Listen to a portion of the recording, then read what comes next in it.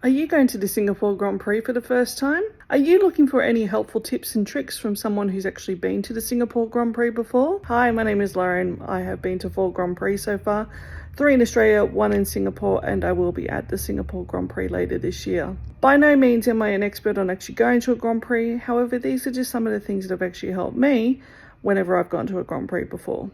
Hello from the future. I just wanted to actually come on here before this video starts and just do a minor announcement here, but just a bit of also advertising. If you have the social media platform that goes FB, I am actually a moderator on a group called Singapore F1 Grand Prix Tips and Advice.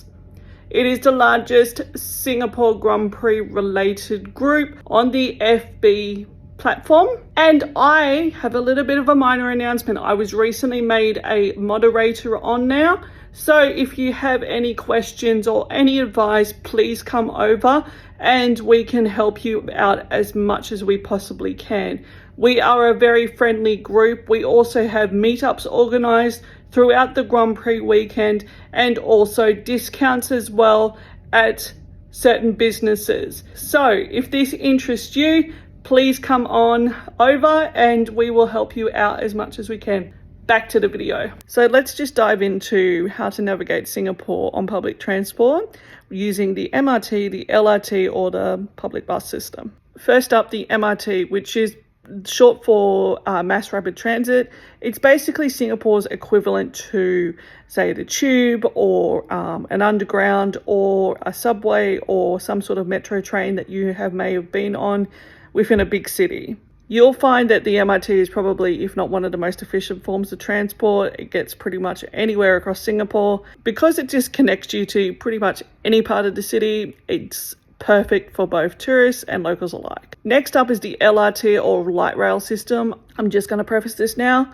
I won't be talking too much about the LRT in this video, purely and simply because the LRT is mainly for local residents, and it is more likely than not you will not need to use the LRT unless you actually are living with somebody who is a local resident of Singapore and needs to use the LRT to get to and from their neighborhood. It's very unlikely you will be using the LRT. And then finally is the bus network, the nice big double-decker bus, which is obviously a bit of a hangover from British colonization, but the bus network pretty much covers where the MRT doesn't cover, and it does go extensively all across Singapore. And it makes it a great option, particularly if you are going to somewhere where there's not an MRT station nearby. Now, let's just move on. How to actually get around Singapore, how to find out about bus timetables, MRT stations, what's the closest, everything like that. A tip that I will give to you guys is that from someone who has traveled to 32 countries around the world and has lived in 4 countries, including 2 where I did not speak the language very well and didn't understand a lot of signs because my reading was very poor. The thing that I can highly recommend, and this is what I keep on saying, Google Maps will be your best friend if you are going to a country which you are not familiar with. It will tell you what bus or MRT route you need to take, what direction it is going, and it's sometimes also what platform you need to take it off and what is the best carriage to be in at that hour. Whilst Google Maps is not entirely perfect, I find it incredibly invaluable. I highly recommend it to other people as well. So if you are coming to Singapore and you're not familiar with what language is actually official in Singapore and what signs will be used in Singapore, provided that you can understand and read English quite well, you will have no problem. Thanks to British colonization, English is actually one of the 4 official languages in Singapore, the others being Chinese Mandarin, Malay, and also Tamil as well. And English is very widely spoken as well. So you'll have no problem with navigating Singapore because there is English all around and people do speak English and will be able to help you. So long as you're confident in actually reading signs and being able to speak in English, you'll have no issue. So to get around Singapore on public transportation, you will need to pay, of course. And what is the best option for you to actually use? There are actually 3 payment options you can actually use on Singapore public transportation. One of them being the EasyLink card, which is very widely available. The other one being the Singapore Tourist Pass. And the other one is actually also your credit or debit card as well, so long as it actually has the tap and go features on it. Now, the Singapore Tourist Pass actually offers unlimited rides on Singapore public transportation for either 1, 2, or 3 days. Now, this will vary on what you choose to select, and prices will vary on what you choose to select as well.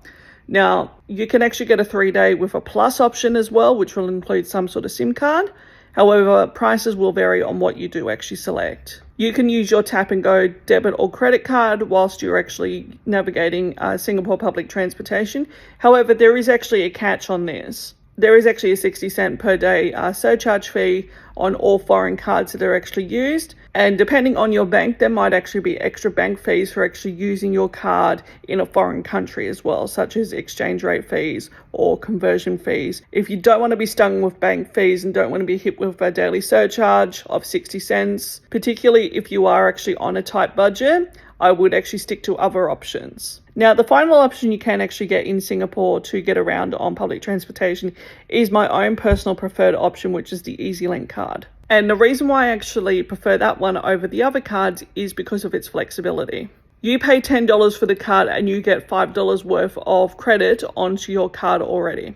It's definitely great in comparison to, say, the tourist card, especially if you are staying more than 3 days. But if you are planning on actually returning to Singapore maybe for next year's Grand Prix, it can be used for future trips as well. But the other thing also the EZ-Link card actually offers is that you can actually use it to pay for taxi fares, not rideshare, and you can also use it for your convenience store purchases as well. The only catch that I will say about the EZ-Link card is that you can't actually top up using a foreign card. You need to actually have cash on you. And on top of that, when you go to actually purchase the card, you need to actually have cash on you. That's the only catch about it. But I find the EZ-Link card preferable for its flexibility. So I hope that actually does cover the part about how to actually get around Singapore paying to actually use public transportation.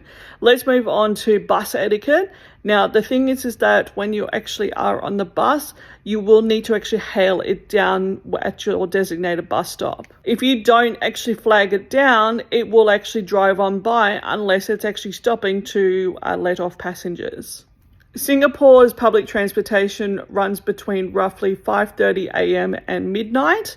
During the Grand Prix weekend, there will be extended services on both bus and MRT. And this information for this year's Grand Prix will be actually made available maybe about a week or two before the Grand Prix.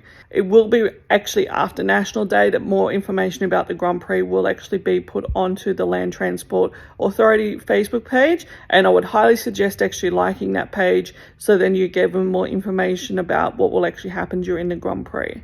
I will do another video in the coming weeks in regards to using the MRT to get around the circuit park to your advantage during the Singapore Grand Prix. However, I've covered probably quite a bit today, so please stay tuned for that, and I will actually make sure to have this out in the next coming weeks.